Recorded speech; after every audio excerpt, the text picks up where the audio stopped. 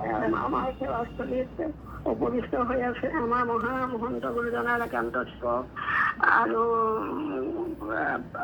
গৱেষক আমাৰ সাহিত্য সংস্কৃতিৰ মূলৰ গৱেষক সদস্য পদত অনুষ্ঠিত হৈ আছে প্ৰভুজনাই দীপাং শইকীয়া প্ৰভুজনাই একেষাৰ আশীৰ্বাদ দিয়াৰ লগতে অকণমানি অনুভৱ প্ৰকাশ কৰি আমাক কৃতাৰ্থ কৰক প্ৰভু কোটি কোটি সে আনিবদিছে। কৃষ্ণ কৃষ্ণ মাধৱ মাধৱ জয় গুরু শঙ্কর সর্বগুণা কর যা কেড়ে নাহিকে উপাম তোহারি শরণ করিনু শতকোটি বারেক করহ প্রণাম বারেক করহ প্রণাম। পরম কৃপালু গুরু শঙ্কৰ গুৰুজনাৰ মাধৱ গুৰুজনাৰ চৰণত শীত হৈ ভগৱন্তৰ চৰণলৈ পোৱাৰ ভাগি আগবঢ়াইছো। আজি অনুষ্ঠানত উপস্থিত থকা আমাৰ সকলোৰে আদৰৰ এই অনুষ্ঠানৰ জন্মদাতা পুণ্যশ্লোক দেউতাৰ চৰণলৈ পোৱাৰ ভক্তি ভৰা ভাগি আগবঢ়াইছো। অনুষ্ঠানত উপস্থিত থকা আমাৰ বয়োজ্যেষ্ঠ বাপ বসন্ত ডেকা বাপজনাৰ চৰণলৈ আমাৰ ভক্তি ভৰা ভাগি আগবঢ়াইছো।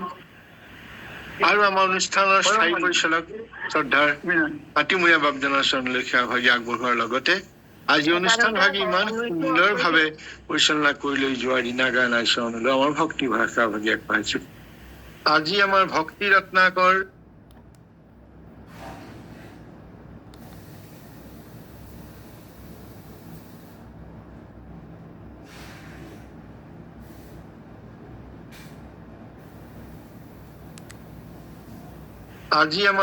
ৰত্নাকৰ পুথিভাগৰ ভক্তি যুগ মহাত্ম্য আজি আৰম্ভ কৰিছে দুলৰী চন্দৰ আমাৰ ভক্তি মাতৃ কিৰণ গগৈয়ে। ইমান সুন্দৰকৈ তেখেতে আমাক শ্ৰৱণানন্দ প্ৰদান কৰাই নহয়, পদে পদে তেখেতে আমাক অতি সুন্দৰভাৱে সৰলীকৰণ কৰিছে। তেখেতৰ চৰণলৈ ভাগি আগবঢ়াইছো। আৰু এই সত্ৰ সমাজত উপস্থিত থকা সমূহ আই বাপ বান্ধৱৰ চৰণলৈ পুৱাৰ ভক্তি ভৰা ভাগি আগবঢ়াইছো। কৃষ্ণ মাধৱ।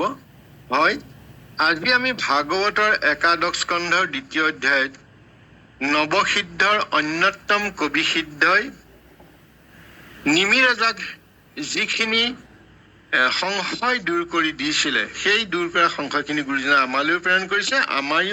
আমিও সেই সংশয় দূৰ হ'ব লাগিব। অৰ্থাৎ সেই সংশয় কি যে ভক্তি যুগ আৰু জ্ঞান যুগ, তাৰ ভিতৰত ভক্তি যোগী যে শ্ৰেষ্ঠ, এই কথাখিনিকে ইয়াত ক'ব বিচৰা হৈছে।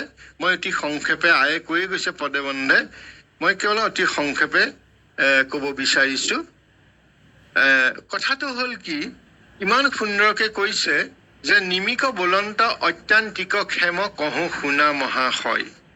অত্যান্তিক ক্ষেম মানে পৰম আকাংক্ষিত কল্যাণৰ কৰ্ম, যিটো আইগৰাকী বৰ ধুনীয়াকে কৈছে ক্ষমতা বুলি, যে পৰম আকাংক্ষিত কল্যাণ কৰিবৰ কাৰণে কি কৰিব লাগিব।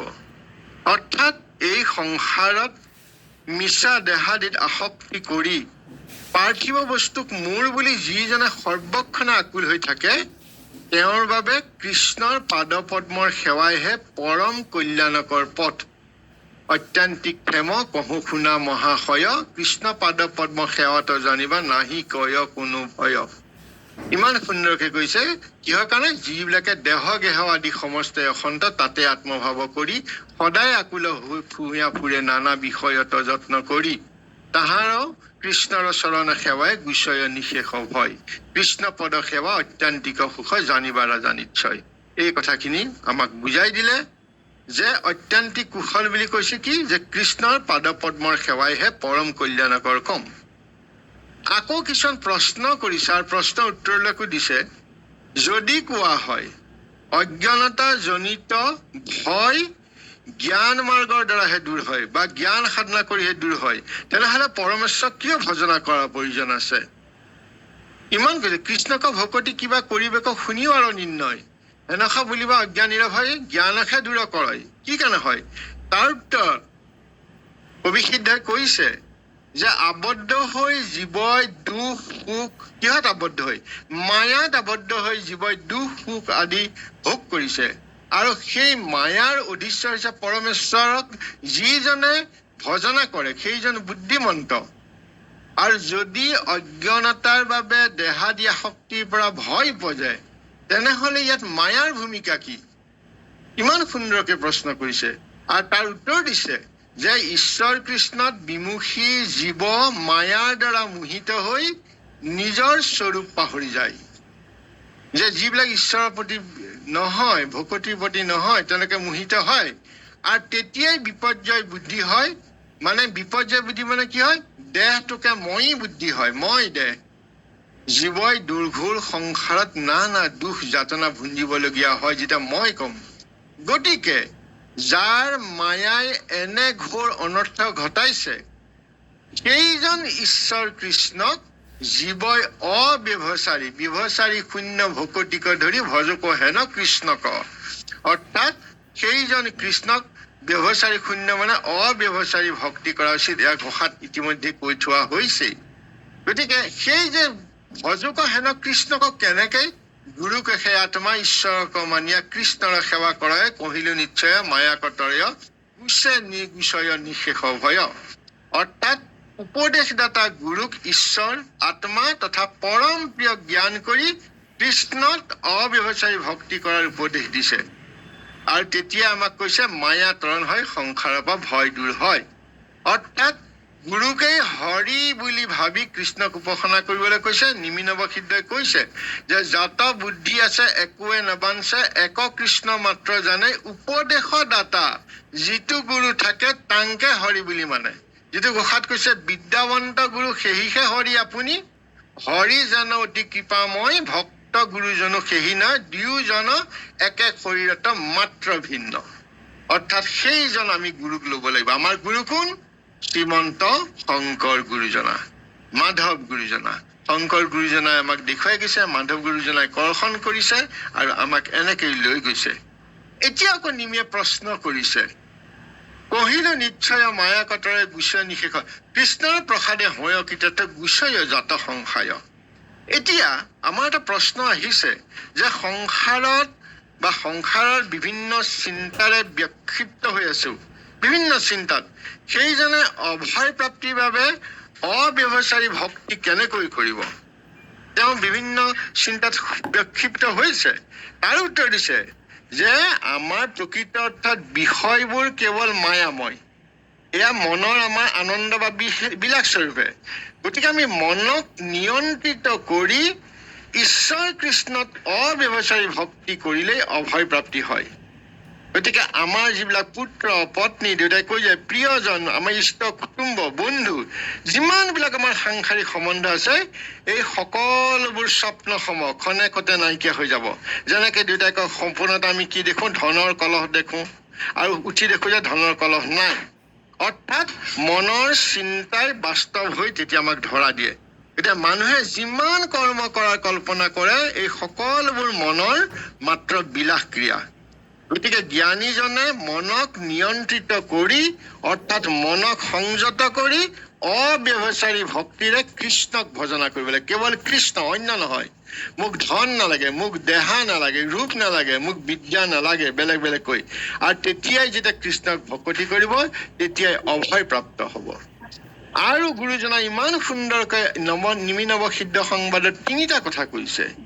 অনুক্ষণে কৃষ্ণ চৰণ হন্তে মিলে মহাভাগ্যোদয়, দেহা গেহাদিত হয় বীৰকতি, প্ৰেম ভক্তি উপজয় আনন্দ স্বৰূপ ভগৱন্ত ৰূপ প্ৰকাশ অতি হয়, পৰম মুকুতি পাৱে অনায়সে ভকতিটো মাধৱৰ।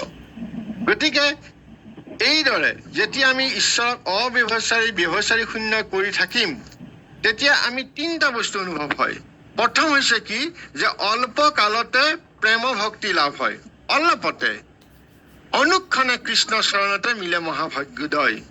আৰু দ্বিতীয়তে কি হয়? দেহা গেহাদিত হোৱে বীৰকতি, দেহ গেহাদিতি, দেহ আৰু সংসাৰৰ এই যে বাসনা কামনাৰ প্ৰতি বিৰক্ত হয় বা বৈৰাগ্য হয়।